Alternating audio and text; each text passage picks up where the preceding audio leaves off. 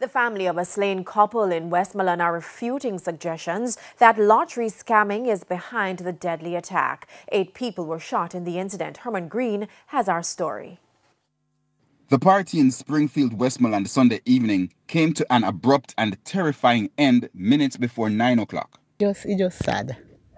Just in my house, because I really go party, you know. I'm in my house and here shot them. The police say a permit was not given for the event, but the illegal party was in full swing when men armed with guns opened fire at the bar area. 8 people were shot. Among them, the organizers, 31-year-old Marshall Gale, otherwise called Cheestrix, and his common-law partner, Sharice Murray. They both succumbed to their injuries. The cops say, based on investigations, the shooting may be due to misfortunes from lottery scamming activities, and the deceased couple seem to have been the target. They say illegal parties continue to create opportunities for gangs and criminals to target their rivals. However, Mr. Gale's relatives say the get-together was a fundraiser for the family.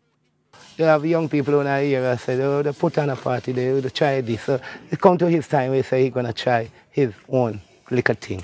And if he knows that we all get together to help him, support him. They say the killers on Sunday went directly to the victims for the money. Enter the bar, hit his girlfriend, she wife, you have to say, just hit her and grab that bag from the party, that money bag. One whole of that, and one is scaring everybody by shot somebody else shot in cheese chip. Meanwhile, other one have to get them scared in around to get them evacuate. You have other people who pick up other sherry shot differently from those head and belly wound from the 2 convict directly to the party. Western Westmoreland Member of Parliament, Moreland Wilson, says this kind of violence is unusual for the traditional farming community. However, he did not rule out either of the differing views.